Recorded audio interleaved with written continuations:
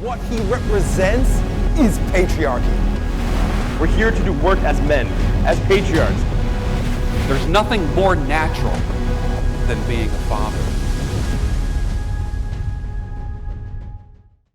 Welcome back to the 21 Convention in Orlando, Florida, 2019 Patriarchs Edition. Our next speaker has been around since the inception of this organization. From the very beginning, he's been here. Every speech, a multiple keynote speaker. From the very beginning of Anthony Johnson's building what it is that we're seeing today, Socrates, a man who you can find him on YouTube at Manning Up Smart, a man who's an architect, a brilliant mind, again, a multiple keynote speaker, someone who's been here and seen the entire evolution of what it is that we're doing today. You don't accidentally become an architect. He didn't accidentally become a patriarch. He's written the book, The Map. He's had discussions on all things man, from the pickup to being a father, and he's one of the few men that I will ever say has made me a better father because of what it is that he's done and the conversations we've had. And I don't say that lightly. And I hope he passes that on to you as well. So welcome to the stage, Socrates.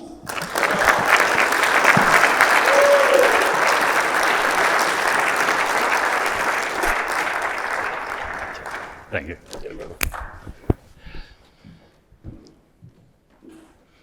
I'm Socrates, and prior to today, I used to announce myself that I used to help people navigate today's challenging sexual marketplace.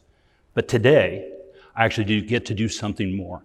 I actually get to give a full-throated roar in support of masculinity, fatherhood, and the parental governing system we call patriarchy. I do this because I believe men and women should be brought together. The genders are meant for each other. I believe we are compatible and complementary to each other. But society, culture, our sheer ignorance to our human condition has taken us seriously awry. I wanted to do something about that, and I have been. It has been a challenge to get to this point, and I'm terribly grateful for the opportunity to speak to you today. I believe that the challenges we face today are not environmental. They're not survival-based. They're elements of our own construction. They're man-made. They're social and cultural in origin. And because of this, we have the opportunity to amend that readily or simply discard it. If feminism isn't working for you, if it isn't keeping women and children safer, if it isn't building more robust and vibrant, healthy communities, discard it. Ultimately, I believe we have a prime objective based on Darwinian standards, scientific standards, to survive and to procreate to the extent that our children have children of their own. Texas Dom talks about the importance of grandchildren and how immediately unimportant your children become when they enter your life. I think that is a testament to this ongoing natural system. It is appropriate. When we look at these institutions, we need them to survive. Any philosophy that does not put relationships, marriage, and child rearing first among social orders is objectively wrong. Wrong to our human nature, wrong that it is continuously anti-thriving, and wrong if it was persistently applied, it is self-extinguishing. I objectively stand opposed to those ideals that don't support relationships, family, child rearing. That is the bulwark of civilization. And anything that demises that is a saboteur to our species. Ultimately, Knowledge should be utilized to your gain, to your thriving and success. Where it doesn't, it fails you. Ultimately, nature just doesn't care. It doesn't care about your fears, your concerns, your failed marriage, failed relationships. It doesn't care. It doesn't care about the challenges that you have to overcome to meet and exceed a woman's hypergamous demands. It doesn't care about hypergamy. It doesn't care about your thousands of YouTube subscriber rates. It doesn't care about your marches and your smartly knit cunt caps. It simply doesn't care. Furthermore, nature doesn't care about the fact that how much money you may have saved by switching to MGTOW and going your own way. It simply doesn't care. Nature is a ruthless system that demands results. Either you will meet our prime objective of surviving and having children of your own, or you won't. It's as simple as that. Nature doesn't care. Hypergamy doesn't care. Hypogamy doesn't care. Ultimately, it is going to have to be a choice you make. And that's going to be a tough decision. Whether you do or you don't, that burden rests on you.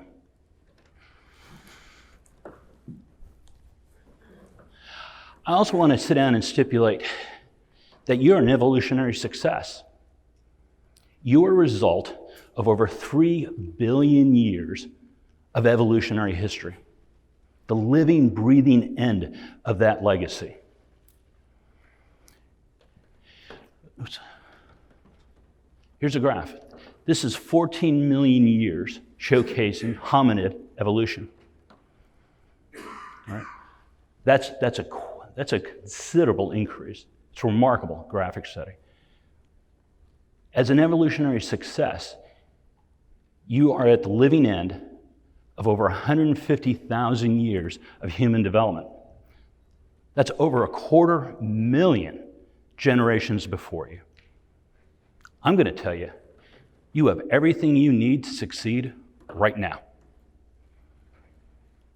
Your challenges will not be biological. They're going to be social.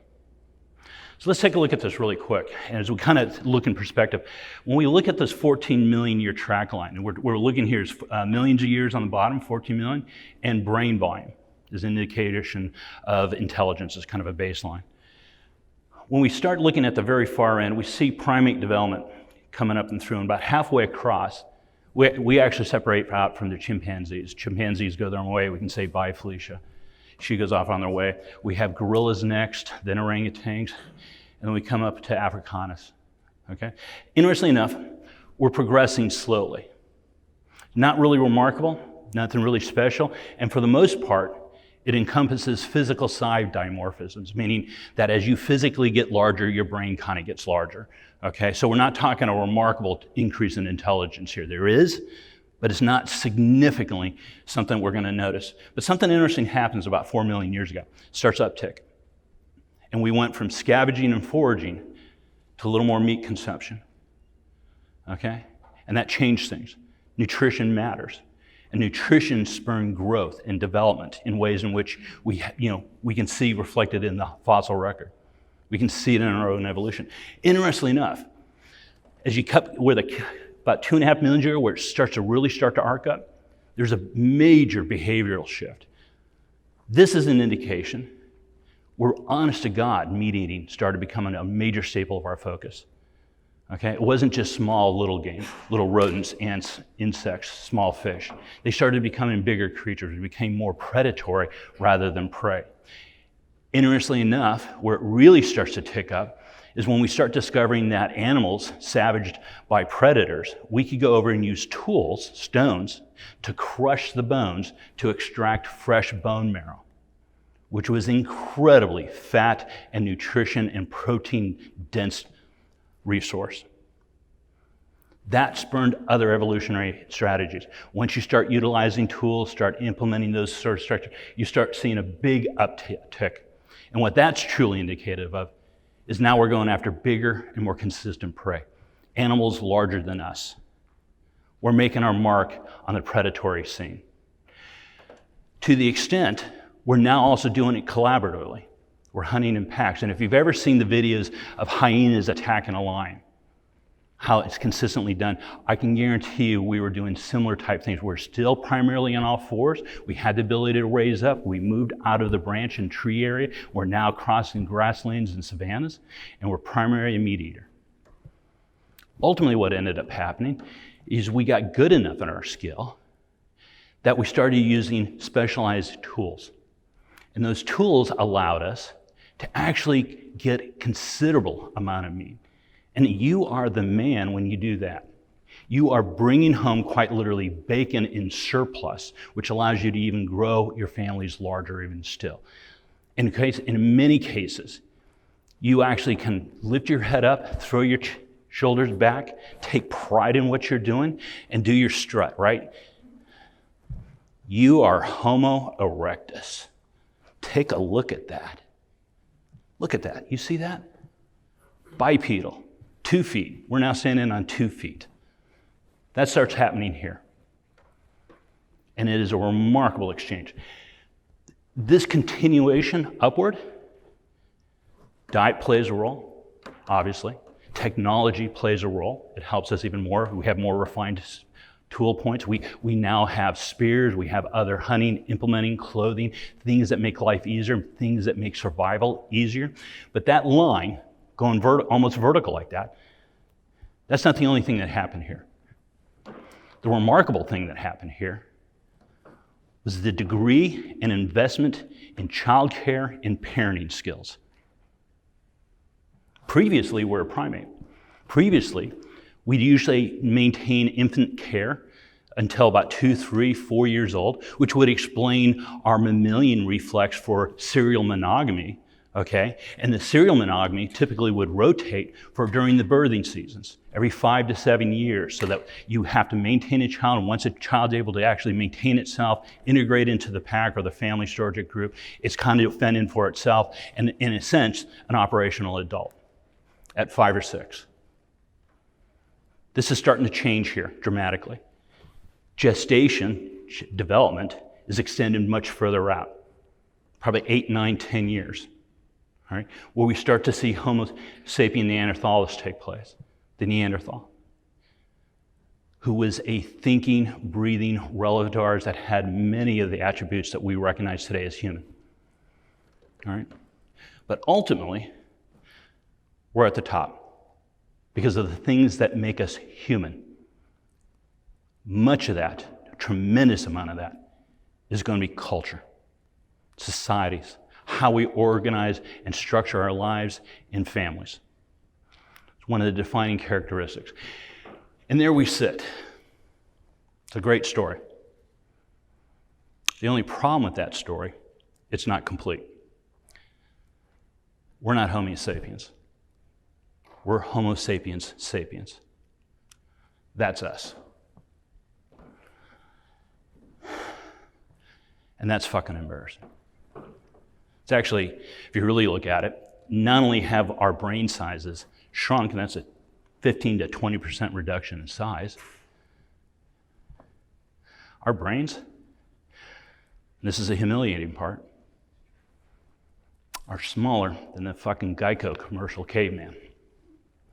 Smaller than the Neanderthal. I don't feel particularly smart right now. What are you going to do? Interesting enough, we actually coincided with that species, subspecies. We roamed the earth while they were there. So let's take a look at what that comparison would be, eye to eye. That's Neanderthal on the left, and that's us. And that is a beast. If this was an MMA fight, game over, dude. He's got us, considerably. Larger, more robust, stronger, larger brain capacity, tool making. It's incredible. This is a language capable, tool making, fully developed hominid that lived in clusters of family packs.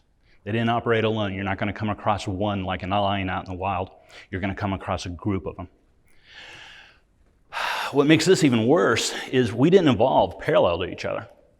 No, we evolved separately, and we migrated into their lands and territories. We're the interloper. We're going into their territories.